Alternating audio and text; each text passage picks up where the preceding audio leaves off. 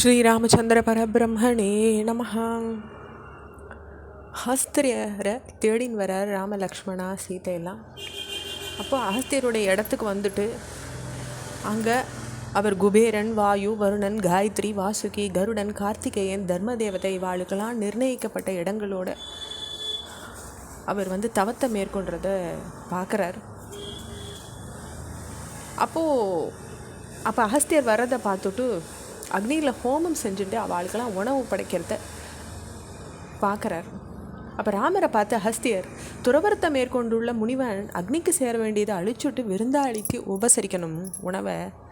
அனைத்துலகின் தலைவனும் தர்மத்தின் பாதையிலேருந்து தவறாதவனும் பெரிய வீரனும் எல்லா விதத்துலேயும் மரியாதைக்கு உகந்தவனுமான நீ எனக்கு இப்போ விருந்தாளியாக வந்திருக்க, உன்னை உபசரிக்கிறது என் கடமைன்னு சொல்கிறார். பழங்கள், கிழங்குகள் இதெல்லாம் விருந்தாக படைத்த பிறகு அகஸ்தியர் ராமர்கிட்ட ஒரு வில்லு, அம்பு, ஒரு கத்தி இவற்றை எடுத்து கொடுக்குறாரு. அவற்றின விவரங்களை சொல்கிறார். பொன்னாலோ ரத்னத்தாலோ அலங்கரிக்கப்படுற இந்த வில்லு விஸ்வகர்மாவால் செய்யப்பட்டது. தெய்வத்தன்மை கொண்ட இந்த வில்லு விஷ்ணுவனுடையது. இந்த 2 அம்புரா துணிகள் இந்திரனால் கொடுக்கப்பட்டது. நெருப்புக்கு நிகரான பானங்கள் நிறைஞ்சது. எடுக்க எடுக்க இவற்றிலிருந்து பானங்கள் வந்துட்டே இருக்கும், தீர்ந்து போகாது. இந்த அம்பு சூரியனுக்கு நிகரானது. பிரம்மாவினால் கொடுக்கப்பட்ட இது என்றைக்குமே தோல்வியை சந்திக்காது. தெய்வ சக்தி பொருந்தின கத்தி இந்த தங்கத்தினால உரையில் இருக்குது. ராமா விஷ்ணு பகவான் 300 சமயம் அசுரர்களை போரில் வெண்ண போது இந்த வில்லைத்தான் பயன்படுத்தினார். அந்த வில்லு 2 அம்புரா துணிகள், இந்த பானம், இந்த கத்தி இவற்றை இந்திரன் எப்படி வஜ்ராயுதத்தை கையில் ஏந்திருக்கானோ அப்படியே எங்கிட்டேருந்து நீ வாங்கிக்கோப்பான்னு அகஸ்தியர் அன்போடு கொடுக்குறார். அப்படி அன்போடு கொடுத்த ஆயுதங்கள் எல்லாம் ராமர் பெற்றுக்கிறார் அகஸ்தியர்கிட்டேருந்து. அதற்கு பின்னர் ராமா, நீயும் லக்ஷ்மணனும் சீதையை இங்கே வந்தது எனக்கு ரொம்ப மனநிறைவை அளிக்கிறதுன்னு சொல்லி சீதையின் முகத்தை பார்த்தா அவள் களைச்சிருக்கிறது நன்னா தெரியறது. கணவன்கிட்ட கொண்ட அன்பின் காரணமாக கொடுமைகள் நிறைஞ்ச வனத்துக்கு இப்போ வந்திருக்கா. என்ன செஞ்சால் அவள் மனசு திருப்தி ஏற்படும்னு அறிஞ்சு அதை செய்ய.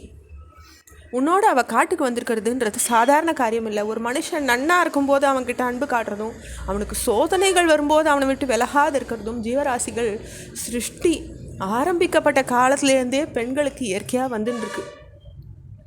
பெண்கள் மின்னலை போன கன நேரத்தில் தன்மை மாறக்கூடியவங்க, ஆயுதங்களை போல கூர்மையானவங்க, கழுகை போலவும் சூறக்காற்றை போலவும் வேகமுடையவங்க.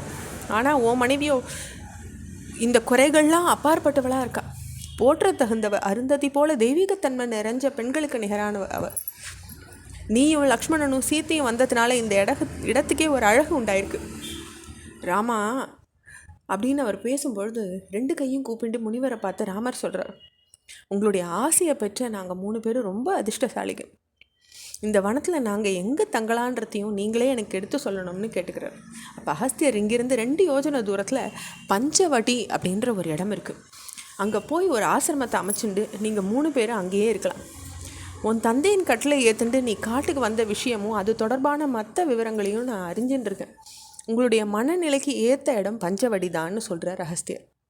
முனிவர் இப்படி சொன்ன பிறகு அவள் 3 பேரும் அவளைக்கிட்ட வணங்கிண்டு விடை பெற்றுண்டு அங்கிருந்து அவர் சொன்ன வழியை பின்பற்றி பஞ்சவடியை நோக்கி நடக்கிறாங்க. அப்போது இந்த கட்டத்தில் ராமர்கிட்ட அகஸ்தியர், இந்த பகுதி முனிவர்களால் விளக்கப்பட்டதாக கொடிய வனமாக இருந்தது. இங்கே காற்று கிடையாது, மழை கிடையாது. நான் எதேச்சியாக தான் இந்த இடத்துக்கு வந்தேன். மழை கொண்ட மேகங்களை இங்கே வரவழைச்சி இந்த இடத்த நான் செழிப்பாக்கிருக்கேங்கிறேன். அதற்கு பிறகு தான் இங்கே நதிகள் உண்டாச்சு, குளங்களும் ஆறுகளும் ஓடைகளும் ஏற்பட்டது. முனிவர்களும் இங்கே வசிக்க தொடங்கினாங்க.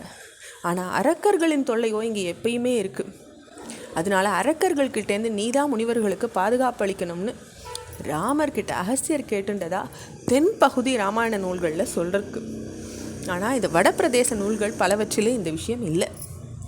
துளசிதாசர் ராமாயணத்துலையும் அகஸ்தியரை தரிசிக்க வரும்போது அவர்கிட்ட ராமர் துறவிகளை துன்புறுத்தும் அரக்கர்கள் அழிக்கிற வழியை எனக்கு சொல்லுங்கோன்னு கேட்குறார்.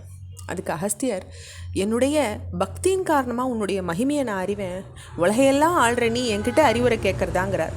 அவருடைய வார்த்தைகள் மேலும் தொடர்றது அடுத்த பகுதியில் பார்க்கலாம். ஸ்ரீராமச்சந்திர பரபிரம்மணே நமஹ.